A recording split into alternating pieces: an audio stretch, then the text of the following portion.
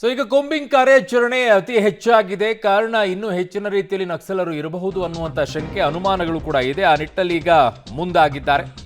ಯಾರಿದು ವಿಕ್ರಮ್ ಗೌಡ ಏನು ಅನ್ನುವಂಥ ಮಾಹಿತಿಯನ್ನು ಆಮೇಲೆ ಬರೋಣ. ಸೊ ಉಡುಪಿಯ ಕಬ್ಬಿನಾಲೆ ಅರಣ್ಯ ಪ್ರದೇಶದಲ್ಲಿ ಈಗ ಕಾರ್ಯಾಚರಣೆ ಮುಂದುವರೆದಿದೆ. ಇನ್ನುಳಿದ ನಕ್ಸಲರಿಗಾಗಿ ಕಾರ್ಯಾಚರಣೆಯನ್ನು ಮುಂದುವರೆಸಿದ್ದಾರೆ. ಘಟನಾ ಸ್ಥಳದಲ್ಲಿ ಗುಂಡಿನ ಸದ್ದು ಇನ್ನೂ ಕೂಡ ಕೇಳಿ ಬರ್ತಾ ಇದೆ. ಘಟನಾ ಸ್ಥಳದಿಂದಲೂ ಕೂಡ ಪಬ್ಲಿಕ್ ಟಿವಿ ಪ್ರತ್ಯಕ್ಷ ವರದಿಯನ್ನ ನೀಡಿದೆ. ಸೊ ಹಾಗಾಗಿ ಈಗ ಇನ್ನೂ ಹೆಚ್ಚಿನ ರೀತಿಯಲ್ಲಿ ಅಲ್ಲಿ ನಕ್ಸಲರು ಇರಬಹುದು ಅನ್ನುವಂಥ ಶಂಕೆ ಏನಿತ್ತು, ಅದಕ್ಕೆ ಈ ಗುಂಡಿನ ಸದ್ದು ಕೇಳುತ್ತಾ ಇರೋದ್ರಿಂದ ಪುಷ್ಟಿಯನ್ನು ನೀಡುತ್ತಾ ಇದೆ. ಕಬ್ಬಿನಾಲೆ ಅರಣ್ಯದಲ್ಲಿ ಹೆಬ್ರಿಯಲ್ಲಿ ಸುಮಾರು 5 ಕಿಲೋಮೀಟರ್ ದೂರ, ಅಂದರೆ ರಸ್ತೆ ಸಂಪರ್ಕ ಇರುವ 5 ಕಿಲೋಮೀಟರ್ ದೂರ ವಾಕಿಂಗ್ ಮೂಲಕ ಬರಬೇಕಾಗ್ತದೆ. ಆನಂತರ 2 ಕಿಲೋಮೀಟರ್ ಕಡಿದಾದ ರಸ್ತೆಗಳಲ್ಲಿ ನಾವು ನೋಡ್ಬೋದು ಘಟನೆ ನಡೆದ ಪ್ರದೇಶದಲ್ಲಿ ಈಗ ನಕ್ಸಲ್ ನಿಗ್ರಹ ದಳದವರು ನಮಗೆ ಫೈರಿಂಗ್ ಸೌಂಡ್ ಕೂಡ ಕೇಳ್ತಾ ಇದೆ. ಬೆಟ್ಟದಲ್ಲಿ ನಾವು ನೋಡ್ಬೋದು ANF ತುಕಡಿಗಳು ಈಗಾಗಲೇ ಹೆಬ್ರಿ ಅನ್ನು ದಾಟಿಕೊಂಡು ನಾರ್ಪಾಲು ಪರಿಸರದಲ್ಲಿ ಬಂದ ಮೇಲೆ ಪೀತಬೈಲು ಅನ್ನೋ ಪ್ರದೇಶಕ್ಕೆ ಇನ್ನಷ್ಟು ಪೊಲೀಸ್ ನಕ್ಸಲ್ ಈಗಾಗಲೇ ಸಿಬ್ಬಂದಿಗಳು ಬಂದು ಜಮಾವಣೆಗೊಂಡಿರುವಂಥ ದೃಶ್ಯಗಳನ್ನು ನಾವು ನೋಡ್ತಾ ಇದ್ದೇವೆ. ಈ ಘಟನೆ ನಡೆದ ಸ್ಥಳದಿಂದ ಈಗಾಗಲೇ ಒಂದು 3-4 ಸುತ್ತು ಫೈರಿಂಗ್ ಆಗಿರುವಂತಹ ಘಟನೆ ನಮಗೆ ಕೇಳಿಸಿರುವಂಥದ್ದು. ಇದು ಸಾಕಷ್ಟು ಆರ್ಡರ್ಗಳು ಕೂಡ ಆಗಿರ್ಬೋದು ಅನ್ನುವಂಥದ್ದು ನೋಡ್ಬೋದು. ಆ ಫೈರಿಂಗ್ ಆದಮೇಲೆ ಈಗಲೂ ಕೂಡ ಆ ಫೈರಿಂಗ್ಗಳು ಕೇಳ್ತಾ ಇದೆ ನಮಗೆ ಬೆಟ್ಟದ ಪ್ರದೇಶಗಳಲ್ಲಿ. ಈ ಫೈರಿಂಗ್ ಆದ ನಂತರ ಒಂದು ನಕ್ಸಲ್ ತುಕಡಿ ಈ ಭಾಗದಿಂದ ಒಂದು ಪುಟ್ಟ ನದಿಯನ್ನು ದಾಟಿಕೊಂಡು ಇನ್ನೊಂದು ಭಾಗಕ್ಕೆ, ಅಂದರೆ ಪೂರ್ವ ಭಾಗಕ್ಕೆ ತೆರಳ್ತಾ ಇದೆ. ಅಂದರೆ ಕೆಲವು ಇನ್ಸ್ಟ್ರಕ್ಷನ್ಗಳನ್ನು ಈಗಾಗಲೇ ಹಿರಿಯ ಅಧಿಕಾರಿಗಳು ಸ್ಥಳಕ್ಕೆ ಬಂದಿದ್ದಾರೆ ಮತ್ತು ಇನ್ನಷ್ಟು ಅಧಿಕಾರಿಗಳು ಬರಲಿಕ್ಕಿದ್ದಾರೆ. ಹಾಗಾಗಿ ಆ ನಕ್ಸಲ್ ಸಿಬ್ಬಂದಿಗಳು ಈ ಮಾರ್ಗವಾಗಿ ಕೂಂಬಿಂಗ್ ಕಾರ್ಯಾಚರಣೆಯನ್ನು ಮುಂದುವರಿಯುವಂಥದ್ದು. ಈ ಘಟನೆ ನಡೆದ ಈಗ ಏನೋ ಒಂದು ನಕ್ಸಲ್ ಎನ್ಕೌಂಟರ್ ಆಗಿದೆ. ಈ ನಕ್ಸಲ್ ಎನ್ಕೌಂಟರ್ ಆದ ಪ್ರದೇಶ ಇದೆ ನೋಡಿ.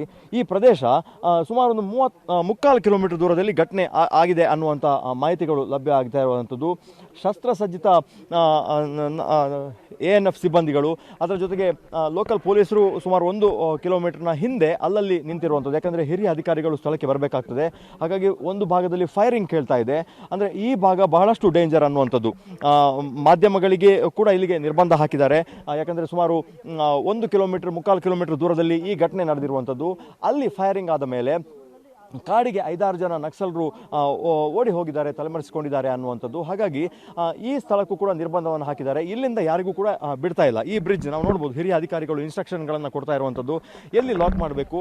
ಮತ್ತು ಹಿರಿಯ ಅಧಿಕಾರಿಗಳು ಬೆಂಗಳೂರಿನಿಂದ ರೂಪಾ ಮೇಡಮ್ ಅವರು ಬರ್ತಾ ಇದ್ದಾರೆ ಅನ್ನುವಂಥದ್ದು. ಈ ಹಿನ್ನೆಲೆಯಲ್ಲಿ ಎಲ್ಲ ಇನ್ಸ್ಟ್ರಕ್ಷನ್ಗಳನ್ನು ಕೊಟ್ಟು ಇಲ್ಲಿಂದ ಕಳಿಸ್ತಾ ಇದ್ದಾರೆ. ಕೇವಲ ANF ಸಿಬ್ಬಂದಿಗಳು ಮಾತ್ರ ಈ ಭಾಗದಲ್ಲಿ ಸುತ್ತುವರೆದು ಕಾರ್ಯಾಚರಣೆಯನ್ನು ಮಾಡ್ತಾ ಇರುವಂಥದ್ದು. ಹಾಗಾಗಿ ಒಂದು ಆತಂಕ ಇರುವಂಥದ್ದು, ಕಾಡಿಗೆ ತೆರಳಿದಂತಹ ನಕ್ಸಲರು ಮತ್ತು ANF ಸಿಬ್ಬಂದಿಯ ನಡುವೆ ಒಂದು ಚಕಮಕಿ ಆಗ್ತಾ ಇರುವಂಥದ್ದು. ಹಾಗಾಗಿ ಬಹಳಷ್ಟು ಡೇಂಜರ್ ಇದು. ಈ ಭಾಗದಲ್ಲಿ ಕಾರ್ಯಾಚರಣೆ ಮಾಡುವುದು ಮತ್ತು ಈ ಭಾಗದಲ್ಲಿ ಓಡಾಟ ಕೂಡ ಬಹಳಷ್ಟು ಡೇಂಜರ್ ಅನ್ನುವಂಥದ್ದು. ಕ್ಯಾಮರಾ ಪರ್ಸನ್ ಚೇತನ್ ಜೊತೆ Deepak Jain, public TV, Udupi.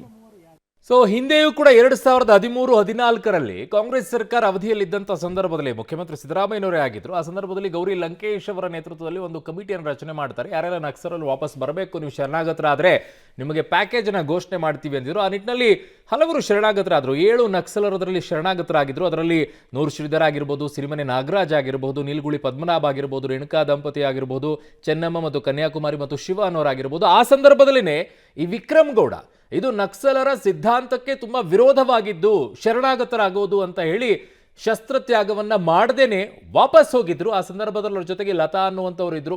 So ಹಾಗಾಗಿ ಅದೇ ಟೀಮ್ ಈಗ ಕಾಣಿಸಿಕೊಳ್ತಾ ಇದೆ. ಈಗ ಅದರಲ್ಲಿ ವಿಕ್ರಮ್ ಗೌಡ ಎನ್ಕೌಂಟರ್ ಆಗಿರುವಂಥ ಬೆಳಕಿಗೆ ಬರ್ತಾ ಇದೆ. ಇನ್ನು ಎಲ್ಲಿಗೆ ಹೋಗಿ ತಲುಪುತ್ತೋ ಗೊತ್ತಿಲ್ಲ ಈಗ.